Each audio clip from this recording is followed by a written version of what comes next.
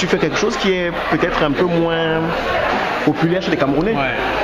Mais en fait, moi je pense que je suis, je sais pas si c'est un défaut ou une.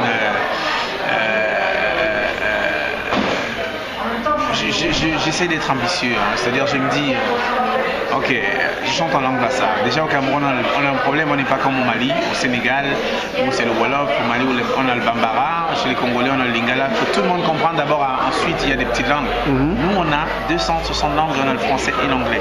C'est-à-dire tu es bassa, tu parles avec un Ewondo, il comprend pas, avec un Bamileke, il comprend pas.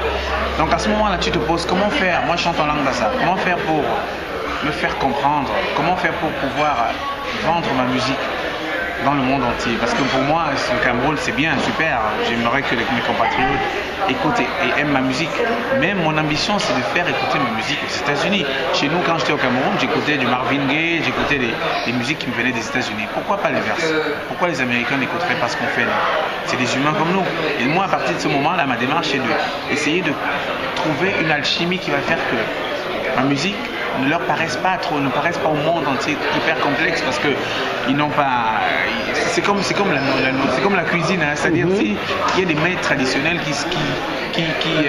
que nous faisons, par exemple dans la tribu Bassa, qui sont que si tu n'ouvres pas un peu dans les mélanges, même un Néo ne peut pas les manger, ou un Bamileke, s'il y a des mecs que si ils font de manière vraiment traditionnelle, il n'y a que les Bamileke qui mangent ça. Donne-moi l'exemple de mets Bassa que, par exemple, un Douala aurait du mal à goûter. Nous avons par exemple, comment ça s'appelle, le nom de. En fait, c'est une huile. C'est une espèce de huile qu'on fait Momanjab, par exemple. Si on fait des mets avec Momanjab, je ne sais pas si on mange ça chez les Douala. Momanjab, c'est une huile qui vient. C'est des huiles traditionnelles qu'on utilise pour préparer même le bongo. Parfois, on fait un bongo avec le Momanjab. Et Momanjab, en fait, à la fin, il y a une espèce d'arrière-goût qui, si tu n'es pas habitué, je pense, hein, c'est un peu bizarre parce que tu as l'impression que ça reste dans la langue, que ça te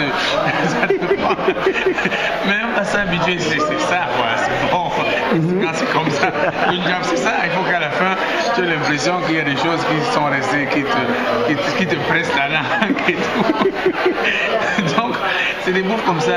Bon, imagine tu amènes le moment de si les gars vont cracher que c'est le poison, qu'est-ce que tu leur donner?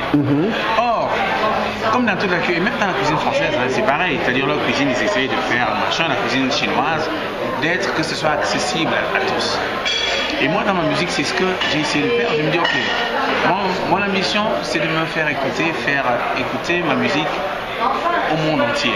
Et pour cela, comment la rendre plus accessible? Peut-être j'enlève moins de ça. Et comment traiter la langue? Parce que le traitement, malheureusement, le problème chez nous, c'est qu'on a oublié un moment que, ou bien on n'a jamais pensé que la langue parlée et la langue chantée sont deux langues différentes. Tu ne peux pas parler quand tu chantes, chanter comme lorsque tu parles. Il y a des expressions comme dans toutes choses qui se disent et d'autres pas.